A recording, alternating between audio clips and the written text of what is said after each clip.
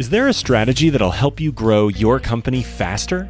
CEO Sales Strategies is an investigative business podcast for entrepreneurial people who never stop asking questions. Highly acclaimed sales revenue growth expert Doug C. Brown interviews CEOs, business owners, and professionals who serve them to uncover and share actionable tips and methods behind their bulletproof sales strategies. Topics covered on the show include their failures, struggles, secrets, and processes that help them succeed in selling millions to billions of dollars of their products and services, all with the sole aim of helping you grow your business. If you are eager to know the most effective sales secrets from the A players of the game, then the CEO Sales Strategies podcast is certainly the place to be. Hey everyone, this is Doug C. Brown with the CEO Sales Strategies podcast, and I'm coming to you today solo. And I like to do these solo episodes because it's one focus on one subject on how to increase your revenues and or your profitability in your company. And today I want to talk to you about, let's talk about the increase or increasing the number of your sellers. What the heck does that mean? Well, that means you want to get as many salespeople selling your product or service as humanly possible. And, you know, I love what a friend of mine, Mitch Russo, said. He said, you don't have a sales force, you don't have a company. Why? Well, sales is the lifeblood of any business. Now, how do you do it more efficiently? How do you increase the revenue? How do you, dramatically increase the revenue? How do you bolster the profit? Well, one of the ways of doing this is getting more sellers out there for you without having to pay out all the high base salaries that comes along with hiring top producing salespeople. Now, that doesn't mean you don't want to hire top producing salespeople. That just means you can have alternates or alternatives or additions in order to increase the sales force in your company. And guess what? You don't have to pay them out of pocket. There's no base salary. What do I mean by this?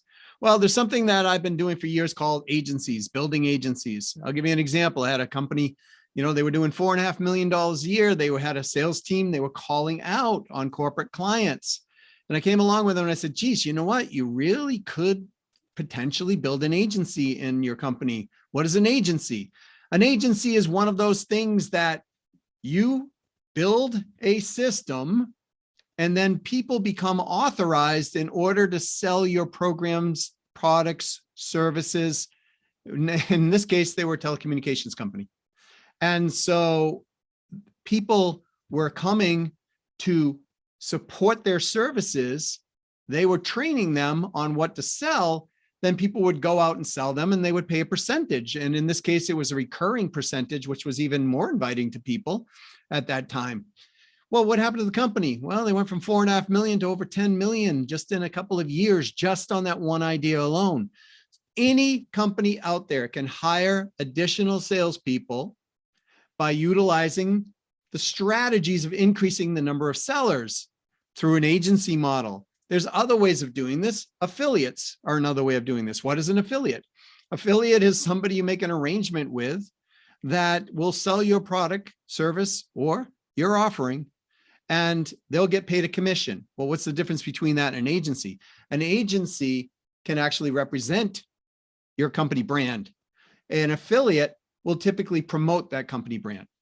Okay, so they're kind of linked, very similar. I just want to give you a bunch of ideas here on this podcast so that you can think, well, man, you know what? How do I go out and get a bunch and increase the number of sellers for my company, but I don't actually have to come out of pocket with base salaries to do these right out of the gate? Joint ventures are another way of doing this. You find something that has a complementary business. You two get together. They have a client base. They introduce that client base to you. You sell your services together. In other words, peanut butter and jelly make up a great sandwich, but there's jelly manufacturers, peanut butter manufacturers. If they get together, now they need a bread manufacturer, right? So all three of those come together. Well, you just can't eat a peanut butter and jelly sandwich just dry, can you? Heck no. So you got to have a beverage company involved there. You see what happens? People start bringing lots of clientele into the fold. And guess what? They buy your products and services. and it's complementary to another person. So therefore, they're not going to feel threatened that, oh my gosh, if I help this person, they're going to take my clients from me, because they're collectively everybody's clients, but you get your part sold out of that. What does it cost you? It costs you a little bit of time, energy, and focus on how to set it up, but you don't have to pay anything out when it's a JV like that. Now, if it's an affiliate, you're going to pay it out because you're going to pay a percentage out. But a lot of times JVs will partner up with you and they'll take your piece. They'll take their piece, you take your piece, right? Or you work out a split right up front that we're going to sell this for X, and we have 4 joint venture partners in here. We're all going to split it 25%. As long as you're covering your margins, it gets a client for you. And if you do what I talk about in expanding the sale, you're going to have the opportunity for upsells, cross sells, and multitude of expansion within that sales process itself. Partners are another great way to do this. Now, you got to be a little careful with partners because you got to have a really clear agreement with partners. But partnerships that are good work out well. I will say partnerships that are not good, they don't work out well. So, but partners are another way of thinking through this. How do I utilize? And this is the question I would ask you to ask yourself. How do you utilize someone else's network of business? How do you utilize someone else's influence in the business? That's what you do in referrals, but how do you utilize what they already have? Because many times these people are sitting on a lot of gold, but they don't know how to monetize it. Your job is to teach them how they can monetize it in a very safe way that wouldn't threaten their clientele. Now, of course, you can increase the number of sellers by going out and hiring your own top producers, right? And there's a process for that. And I teach that, as people know. And there is a process. And I'm telling you, there's a process. You want to follow a process and not be in such a rush to hire top producers, because you're looking for not only personality traits, but you're also looking for the ability to have the DNA to actually do the sales job. In other words, there are different DNA that happens with, let's say, hunters. They're different than people who are farmers. What's the difference? A hunter is somebody who likes to go out and get new business constantly. They love cold calling, for example. They love the challenge of getting a new client. They love it. And farmers are those people who love taking care of people. They don't care for cold calling, right? They don't have the will to go out and do what a hunter will do. Now, those are different sometimes very much from the profiles. And again, you're looking at the personality, but the profile, the DNA, we call it sales blueprint DNA, if you will. Do they have the ability to do these certain things? So if you take a manager, for example, one of the big challenges I see a lot of companies make is they look and they go, oh my gosh, this guy is my top producer, or this gal is my top producer, or they are my top producer. And guess what? I'm going to make them a manager. Well, guess what? That might not be the best thing for you to do for them or for yourself, because the DNA of a manager is different than the DNA of a hunter in most cases. Not always, but in most cases. That hunter loves to be out amongst the people, loves to be out hunting. A manager loves to manage.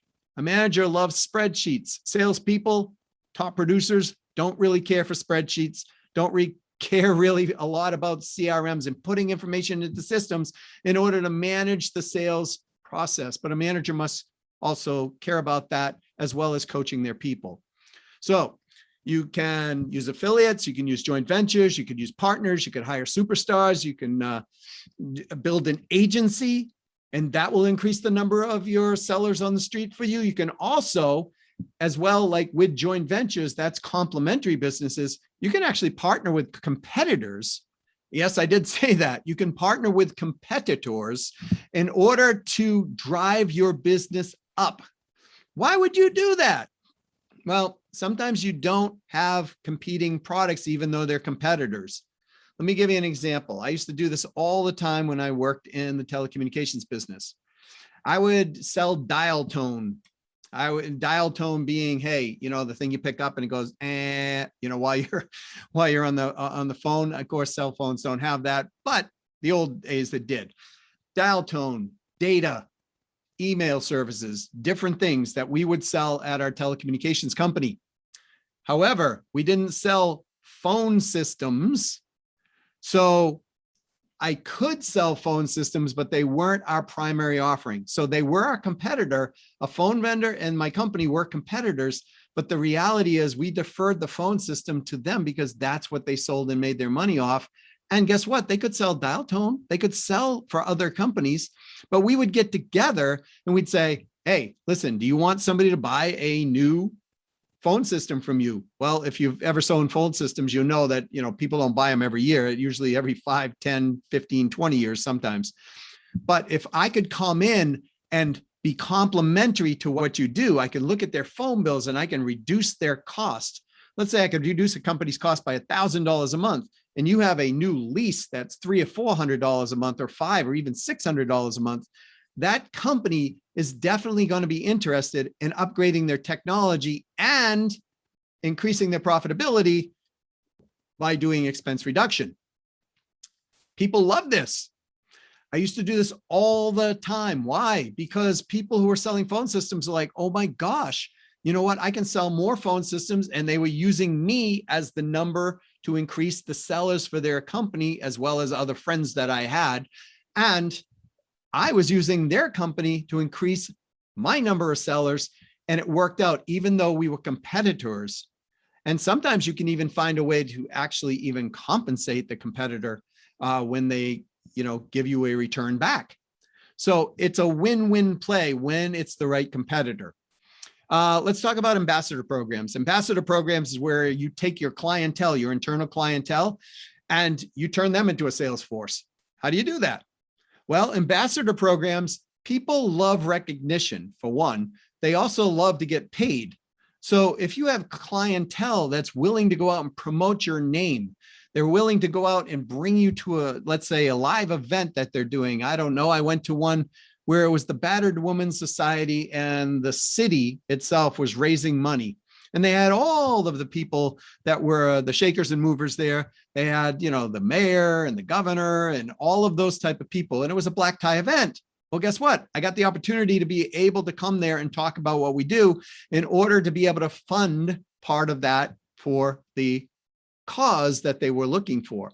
So they acted as an ambassador. They brought me in, introduced me to the clientele. Now, ambassadors don't have to necessarily put on live events, but what I am saying is they will promote you. People who love what you do. It's not just a referral. They're actually bringing the business to you. Now, referrals are another way of getting more feet on the street, but it's also, I put that under expansion of a sale. But referrals are where somebody introduces it to you and then you go and do all the work. In this case, a lot of times they're walking you through because they're the ambassador. They're walking that client right through your door and going, hey, this is what you should be doing based on my experience. So you can build an ambassador program very effectively. Another couple of ways of doing this is licensure. Licensure, what does that mean? Well, you grant somebody a license in order to utilize your process, your patented services, your systems, right? You license that, and you will see that similar to like a franchise where they're actually granting over the rights to utilize the process. And in the case of a franchise, the actual name. So you can create a licensure around just about anything. And guess why people will do that? Because they'll take your licensure, and guess where they're gonna buy, let's say it's a product, they're gonna buy it from your manufacturing company. They're gonna buy it from the place that they need to buy it. Well, why wouldn't they buy it from you? Because you're giving them a license of a process, which includes what you do anyways, right? So they will pay you a licensure fee. They will pay you per sale, but you're increasing the number of sellers. And in that case, many times you're increasing the number of operations people within your company for nothing but the cost of the sale itself, right? So it's a really cost-effective way of being able to drive more sellers into your business. Now, last one, certification. Certification is one of those things where you have a process that, or a system, and what you're doing is not licensing it per se, but what you're doing is you're bringing people in and you're actually training them. You're training them on how to do your business, similar to, in some cases, how a franchise would do it.